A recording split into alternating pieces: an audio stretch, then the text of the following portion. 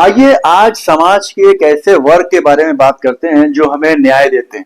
जी हाँ, जजेस, न्यायाधीश, काजी। बहरहाल आज कुछ अंग्रेज जजेस के बारे में आपको बेहतरीन जानकारियां देता हूं।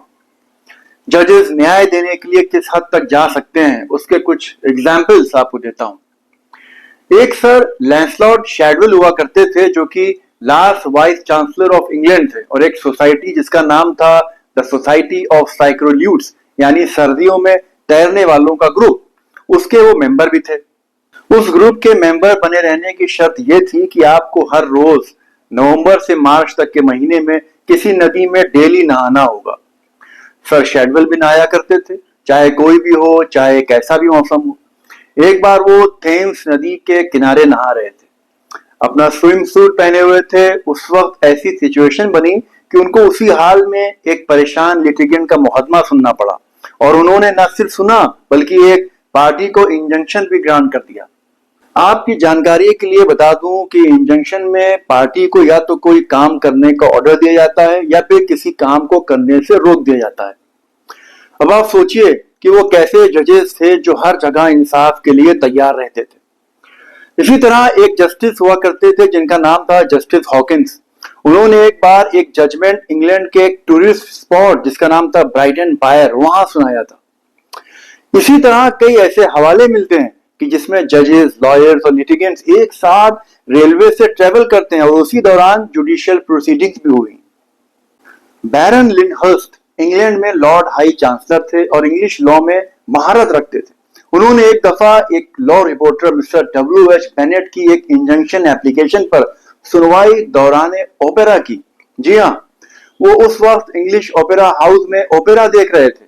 वो उठकर ओपेरा हाउस की सबसे पीछे की सीट पर जाकर बैठते हैं, सुनवाई करते हैं, और इंजंक्शन ग्रांट करने के बाद फिर से आगे अपनी सीट पर आकर बैठकर ओपेरा देखने लगते हैं। इसी तरह 20वीं सेंचुरी की शुरुआत में एक जज हुआ करते थे जिनका नाम था सर सैमुअल इवेंस। वो एक बीमारी से जूझ रहे थे, अपने नाइटवियर कपड़े पहने हुए थे, और अपने बेडरूम में एक कुर्सी पर बैठकर उन्होंने एक मुकदमे में अपना फैसला सुनाया था। इसी तरह जस्टिस हडल्सन जो कि गाउट बीमारी से अफेक्टेड थे, उन्होंने भी सिकनेस के दौरान ग्रैंड ज्यूरी पर चार्जेस फिक्स किए थे।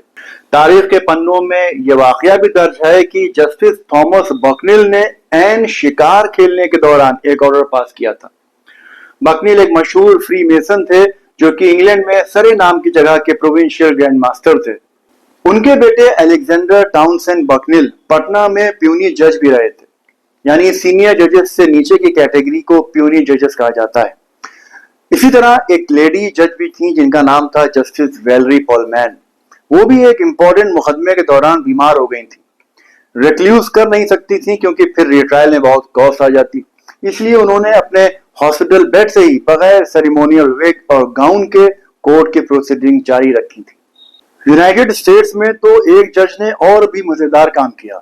एक इंपॉर्टेंट केस की हियरिंग के दौरान वो बीमार पड़ गए, मगर उन्होंने अपने घर के टेलीफोन से बात करके सवाल जवाब करके हियरिंग को कंटिन्यू रखा। देखा आपने कि जजेस एक अलग ही मखलूक होते हैं। छोटी मोटी परेशानियां उनके इंसाफ करने के जज्बे के सामने मामूली पड़ जाती हैं। अब आपको एक दूसरे टाइप के जज के बारे में बताता हूं। एक जज थे, उनका नाम था फ्रेंटली रॉय बीन ऑफ पेकोस, टेक्सास। वो जर्सी लिली सैलून के मालिक थे और शराब के कारोबारी भी थे। उन्होंने अपनी बार में ही कोर्ट बना रखी थी जहां वो शराब के कारोबार के साथ कोर्ट प्रोसीडिंग्स भी किया करते थे। जज बीन ने पेशकार के तौर पर एक ब्लैक भालू पाल रखा था जिसका नाम ब्रूनो था, जो कि उनका पालतू भी था और कोर्ट इन्फोर्सर भी था। यानी जो भी नशेड़ी पब्लिक पीस को डिस्टर्ब करते हुए पाए जाते थे तो उनको सजा के तौर पर ब्रूनो के पास ही चेन से बांध दिया जाता था। जज बीन की लाइफ पर कई फिल्म्स और टेलीविजन सीरीज भी बन चुकी हैं। उनकी मौत भी रात को बहुत ज्यादा शराब पीने से 1903 में हो गई थी। एक मजे की बात तो मैं आपको बताना भूल ही गया। जज बीन ने अपने शराबखाने यानी बार का नाम जिस ब्रिटिश एक्ट्रेस लिली के नाम पर रखा था वो उससे कभी मिले नहीं थे, बस एक तरफा मोहब्बत करते थे वो उससे। लिली ने अपनी ऑटोबायोग्राफी में ये बात लिखी थी कि वो जज बीन की मौत के बाद एक बार उस बार को देखने भी गई थी। अब आप ये भी जान लीजिए कि कुछ ऐसे खतरनाक जज भी हुए हैं जिन्होंने बड़ी सख्ती से जुडिशियल फिलॉसफी को अंजाम दिया। जस्टिस जॉर्ज जेफरीज ऐसे ही एक जज थे जिनकी सोच ये थी कि kill them all and let God sort them out, यानी मारो, ऊपर वाला ये तय करेगा कि कौन कातिल है कौन बेगुनाह।